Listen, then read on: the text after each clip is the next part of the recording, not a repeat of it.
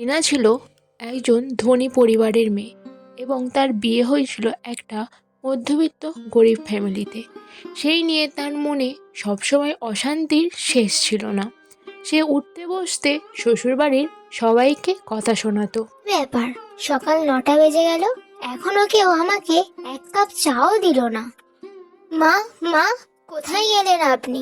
এদিকে তাড়াতাড়ি আসুন। হ্যাঁ বৌমা, বলো। এখন কটা বাজে সে খেয়াল আছে কি আপনার? বেলা 9টা বাজতে গেল, এখনো এক কাপ চাও বানাননি। বলে বাবু আজকে তাড়াতাড়ি অফিসে যাবে, ওর কি একটা মিটিং আছে। ওর রান্না বান্না করতে গিয়ে আর চা করার সময় পায়নি। বৌমা, তুমি আজকে চাটা বানিয়ে নাও না। কি বলছেন আপনি? আপনার মাথাটা গেছে নাকি? আমি চা বানাবো? বৌমা, বাবু যে। না, আমি করতে পারবো না। আপনি একটা কাজ করুন, রান্না বন্ধ রেখে আগে আমার চাটা বানিয়ে দিন। আমার বাপের বাড়িতে আমি জল খাবার ছাড়া বিছানা থেকে উঠতামই না, আর এখানে সবাইকে ডেকে ডেকে এক কাপ চাও পাওয়া যায় না। মা, বাড়িতে তো একটা কাজের লোক রাখতে পারি। আমাদের এই অভাবের সংসারে কি করে কাজের লোক রাখি বলো বৌমা? আমার ওই বাড়িতে আমার সব কাজ করার জন্য সব সময় কাজের লোকেরা রেডি থাকতো। বাবা আমাকে রানীর মতো করে রেখেছিল। আমাদের এত সামর্থ্য কোথায় বলো বৌমা? নুন আনতে পান্তা ফোড়ায় আমাদের। ঠিক আছে বৌমা, একটু সময় দাও, আমি তোমাকে এক্ষুনি চা বানিয়ে দিচ্ছি। অবস্থা যখন ভালো না, কেন বড়লোক বাড়ির মেয়ের সাথে ছেলের বিয়ে দিয়েছিলেন? এদিকে বড়লোক বাড়ির মেয়ের খেয়াল রাখতে পারবেন না, আবার সবাইকে বলবেন আমার বৌমা কত বড় লোক। যত সব। একজন স্বর্ণকার কিছু গয়না নিয়ে তাদের বাড়িতে গিয়েছিল, আর সেখান থেকে তার শাশুড়ি কিছু গয়না উপহার দিতে চেয়েছিল রিনাকে। এই গয়নাগুলো দেখে তার শাশুড়িকে বলতে থাকে, এগুলো কি মা?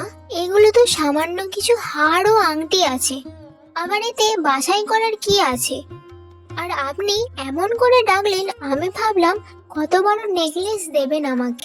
এমনি তো দেখছি ছাই আনতে ভাঙা করলো, এর জন্য এমন করে ডাকবার কি আছে? এভাবে কেন বলছো বৌমা? সোনার দাম কত জানো? আমি তো এর মধ্যে তোমাকে কিছু উপহার দিতে চাইছি। শুনুন, এত পাল্লা পাল্লা জিনিস আমাদের বাড়ির কাজের লোকও পড়ে না। একটা কাজ করুন, স্বর্ণকারকে আর একবার খবর দিন, আর বলুন ভারী ভারী কিছু জিনিস দিয়ে যেতে। ঠিক আছে বৌমা, আমি এক্ষুনি খবর দিচ্ছি। না না, আপনাকে এটা বলতে হবে না। আপনি ওনাকে বলুন ওনার দোকানে যে সবচেয়ে দামি জিনিসটা আছে সেটা দিয়ে যেতে। যা টাকা লাগবে আমি বাবার কাছ থেকে নিয়ে সব টাকা দিয়ে দেব। তোমাকে তো আমি উপহার দেবো বৌমা, তাহলে কেন উপহারের টাকা তোমার বাবার কাছ থেকে নেবো? তোমার মাথাটা গেছে নাকি বৌমা? এখান থেকে যে কোনো একটা বেছে নাও, দেখো তোমার ভালোই লাগবে। কি বলছেন? আমি এই পাল্লা পাল্লা হার পরবো না। দেখো বৌমা, তুমি তো এই বাড়ির বউ, তোমাকে তো একটু মানিয়ে নিতে হবে মা। ক্ষমতা নেই দেওয়ার, কিন্তু মুখের জোর আছে বেশ। কি করে যে এখানে বিয়ে দিল বাবা কে জানে। এখানে আমি মোটেও থাকতে পারবো না।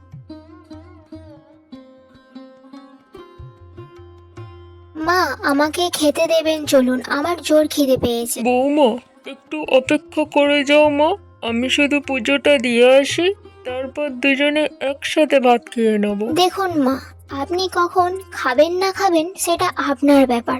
আমি 12টার সময় না খেলে আমার শরীর খারাপ হয়ে যাবে। কিন্তু বৌমা। দেখুন মা, আমি আপনার কোনো কথা শুনবো না।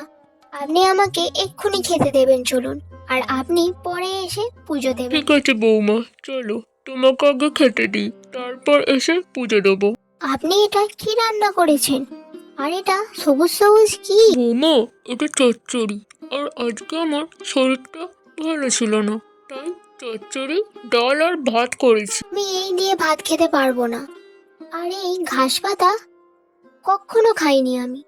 আমাকে মাছ ভেজে দিন। বৌমা, বাড়িতে তো মাছ নেই, তুমি একবার চচ্চড়িটা দিয়ে খেয়ে দেখো, দেখো তোমার ভালো লাগবে। হে ভগবান, আমি কোথায় এসে বললাম! জানেন, আমাদের বাড়ির কাজের লোকেরাও এসব খায় না কোনোদিন। বড়লোক বাড়ির মেয়েকে যদি খেতেই না দিতে পারবেন, তাহলে ছেলের সাথে কেন বড়লোক বাড়ির মেয়ের বিয়ে দিয়েছিলেন? কোনো গরিব ঘরের মেয়ের সাথে তো বিয়ে দিতে পারতেন। বৌমা, রাগ করে না মা, আজকে তুমি খেয়ে নাও, কালকে তোমাকে মাছ ভেজে দেবো। খাওয়ানোর মুরদ নেই, আবার বড়লোক বাড়ির মেয়েকে বউ করে নিয়ে এসেছে। একদিন বিশাল রিনাকে নিয়ে একটা রেস্টুরেন্টে যায়। কি গো, তুমি এই রাস্তার ধারে রেস্টুরেন্টে নিয়ে আসলে? একটা তো বড় রেস্টুরেন্টে নিয়ে যেতে পারতে। এমন হোটেলে আমি কখনো খাইনি। একটু হলেও তোমার তো বোঝা উচিত রিনা, আমার সামর্থ্য কতখানি। তোমার জন্য একটু ভালো করতে চাই তো তুমি বড়লোকিয়ানা চালিয়ে যাও। যখন তোমার সামর্থ্যই নেই, তাহলে তোমার এখানে আসার কি দরকার ছিল? বাড়িতেই বসে থাকতাম। তোমার এই কথাগুলো আমাকে বড্ড কষ্ট দেয়। সত্যি তোমার সাথে বিয়ে করা আমার যেন বৃথা মনে হয়। তুমি কি বলতে চাইছো বলো তো? লোকে ঠিকই বলে সম্পর্কটা সমানে সমানে করা উচিত। তারা আর সেখানে না খেয়ে চলে আসে। বৌমারে বড়লোকেরা কথার জন্য তাদের সংসারে ভাঙন ধরেছে।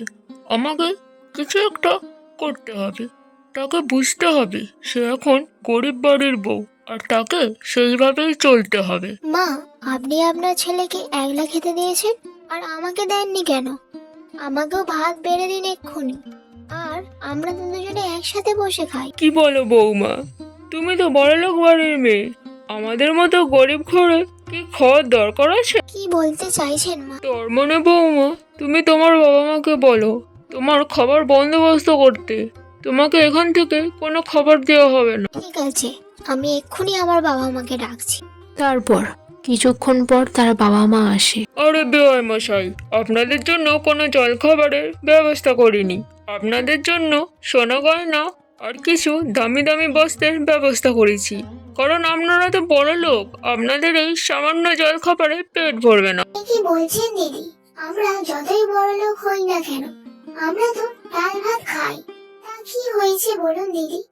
আপনারা তো কখনোই এইভাবে ব্যবহার করেননি আমাদের সাথে, তাহলে আজকে কেন এইরকম কথা বলছেন? আপনাদের মেয়েকে বোঝান, ওর এই বড়লকানা কথার জন্য এই সংসারে ভাঙন ধরেছে। ওকে একটু মধ্যবিত্ত বাড়ির বউ হিসেবে থাকতে বলুন, না হলে এই সংসার ভেঙে যাবে। কিন্তু দিদি, একটু ব্যাপারটা ভালোভাবে খুলে বলুন। তারপর মিতা রিনার মা বাবার কাছে সবকিছু খুলে বলল। হ্যাঁ দিদি, আমি রিনার হয়ে আপনাদের কাছে ক্ষমা চাইছি। ও একদমই ভালো কাজ করেনি। আমি রিনাকে ভালোভাবে বুঝিয়ে বলবো। রিনা দরজার সামনে দাঁড়িয়ে তাদের সব কথা শুনছিল। এরপর রিনা বুঝতে পারল তার ভুলটা কোথায়। এরপর থেকে রিনা শ্বশুরবাড়ির লোকেদের সাথে মানিয়ে গুছিয়ে থাকতে লাগলো। সে আর তার বড়লোকি চাল দেখালো না, আর তাদের মধ্যে কোনো অশান্তিও রইল।